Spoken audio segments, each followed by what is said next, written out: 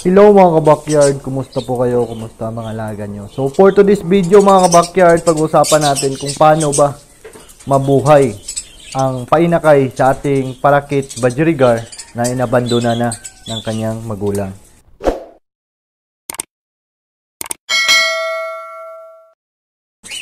Welcome back again mga kabakyard sa aking YouTube channel. So kung hindi ka pa nakasubscribe at baguhan ka lang at napadpad ka lang dito sa aking munting channel, please subscribe para lagi kayong updated sa mga lalabas kong videos patungkol sa aking mga alaga sa bahay. So bago tayo mag-start sa topic natin mga kabakyard, shout out muna tayo. Shout out sa iyo Hedwig Movie Camp, happy breeding kabakyard, enjoy lang sa hobby ng pag-iibon. Shout out sa iyo Joel Padayaw. Shout out sa iyo Richmond Dare you from Pampanga. So maraming salamat sa panonood idol. Happy breeding po. Enjoy lang po sa larangan ng pag-iibon o sa hobby ng pag-iibon. So dahil excited ang topic natin ngayon mga kabakyard, start na tayo. So ano nga ba ang dapat nating gawin pag once mayroon tayong parisan ng parakit budgerigar na inabandona na ang kanyang anak o di kaya hindi pinapakain? So unang gawin natin kabakyard, dapat kunin na agad natin ang painakay. Bakit nga ba natin kailangan kunin? Kasi pag once umabot pa yan ng mga ilang araw, ilang buwan, so ang posibilidad po dyan, baka mamatay ang painakay na nasa nest box ng ating breeder na hindi inaalagaan o hindi sinusubuan. So pangalawa natin gawin dyan, pag once may free time ka, pwede mo yang i-hand feed.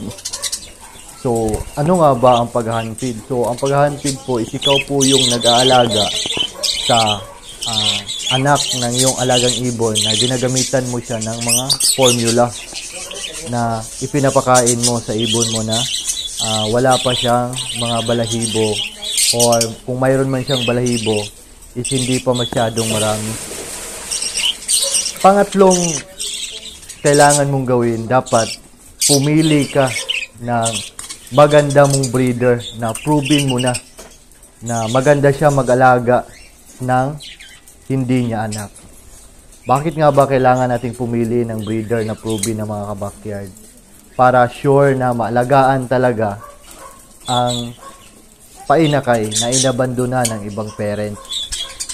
Pag once kasi hindi ka pumili ng magandang breeder na proven mo na maganda talaga mag-alaga ng mga painakay na hindi sa kanya, is may posibilidad po na patayin po ang painakay. Dahil nga mayroon din tayong mga ibang breeder na hindi nila gusto na mag-foster ng ibang mga anak na hindi sa kanila. So, na-experience ko na yan dito sa aking munting ibunan.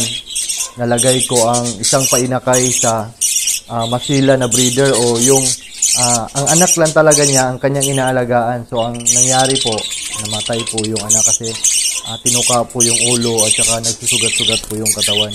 So, para maiwasan ninyo ang ganong mga senaryo, dapat ilagay nyo ang painakay sa proven na breeder na maganda mag-alaga ng mga pinapustiran nyo.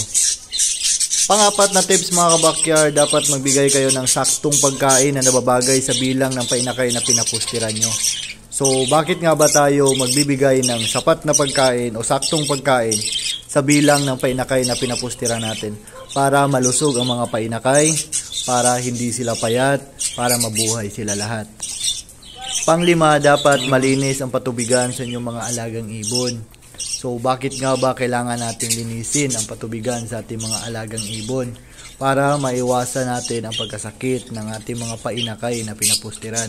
Dahil pag once ang ating mga alagang ibon, is mayroon silang mga painakay na inaalagaan, so madali talagang madumihan ang kanilang tubig. Dahil nga, pag once kumakain sila doon ng seeds, tapos pag pumupunta agad sila doon sa patubigan. So, ang tendency po noon is madali pong dumihan ang kanilang tubig. And then, pag hindi nyo napalitan, so baka magtae yung ibon nyo at yun pa yung cause ng pagkamatay ng mga painakay nila. Pang-anim, dapat obserbahan ang painakay na pinapustiran sa napili nyong foster parents para maiwasan ninyo ang pagkamatay ng mga painakay. Kasi pag once ang ginawa nyo is naglagay lang kayo ng mga painakay dahil ang inisip nyo is maganda siyang maging foster parents, maganda siyang mag-alaga. So, hindi po lahat ng painakay gustong-gusto ng mga inahin natin na pinaposter. Kaya mas mabuti na obserbahan natin sila kung tanggap ba nila ang ibinigay nating inakay na paalagaan sa kanila o yung ipaampon natin sa kanila. So pag once nakita nyo na tanggap nila, so okay na yon, secure na doon ang inyong mga painakay na pinalagaan.